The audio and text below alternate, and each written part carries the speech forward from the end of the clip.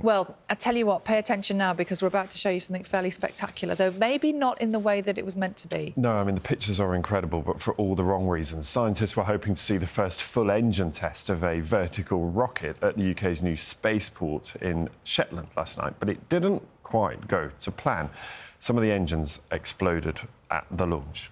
The test was due to be carried out at the SaxaVord site on Unst, the country's northernmost inhabited island. Well, our Scotland correspondent Lorna Gordon is there for us now. Morning, Lorna. So what happened? Well, we were watching from here across the bay from a safe distance, about a mile away from the launch pad that you might just be able to see through the early morning weather here in Shetland. It's across the bay behind me. All that is left this morning on that launch platform is the stump of the first stage of the rocket. If this test had worked, what we would have seen is a hot fire test of all 9 engines. It would have been the first time that test had taken place. The aim would have been to generate the same amount of huge downward thrust required for when this rocket would have been sent into space to push it into orbit. But it very quickly became clear that this test did not go according to plan. The countdown to what should have been a final engine test on a rocket being readied for space. But moments after the ground-based test started, this.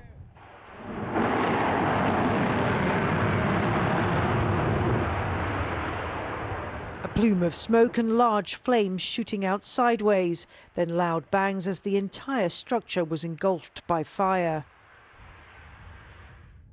Unst is Britain's most northerly inhabited island. When it comes to space and safety, its remoteness is part of the attraction. SaxaVord Spaceport said all safety protocols were observed and the site evacuated prior to yesterday's test. No staff were at risk. Rocket testing and launches can be fraught with difficulty. The first ever satellite mission launched from the UK ended when a Virgin Orbit jumbo jet flying out of Cornwall lost the rocket it released horizontally after it suffered an anomaly. Last year, the SpaceX Starship spacecraft exploded minutes after liftoff. Elon Musk congratulated his team on what he called an exciting launch and said they had learned a lot. These pictures are from earlier ground-based tests that German rocket company RFA carried out successfully here in Shetland. The tests involved firing fewer engines at any one time. The test yesterday was meant to be the final one and the biggest.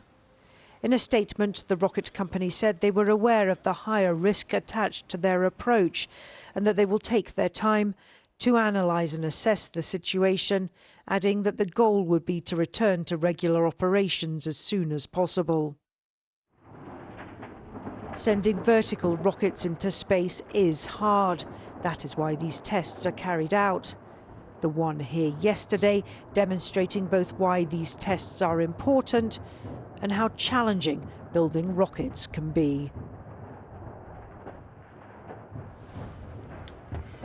The images really are incredible. And Lorna, I suppose it raises the question now of what happens next. Where do they go from here? Well, it took 6 years to reach this point. There's a very young team of extremely highly skilled and dedicated engineers and technicians and rocket scientists who've been working on this project. We were on the spaceport yesterday. We watched them give their morning briefing. They follow a large amount of procedures and protocols. When they evacuated the site, of course, it was cleared of all personnel. A small team were left in a test control centre. They would have been monitoring all the systems on this first stage of this rocket during the ground-based test. If there had been any anomalies before the test happened, they would have aborted at that point. This was the last thing they wanted to happen. They will now, though, have a huge amount of data to look at. They will be looking at at cameras that were positioned around the rocket and indeed underneath the rocket to try and work out what went wrong and where they go from now. Lorna, really good to have you there. Thank you for that. Lorna Gordon there on Shetland for us this morning.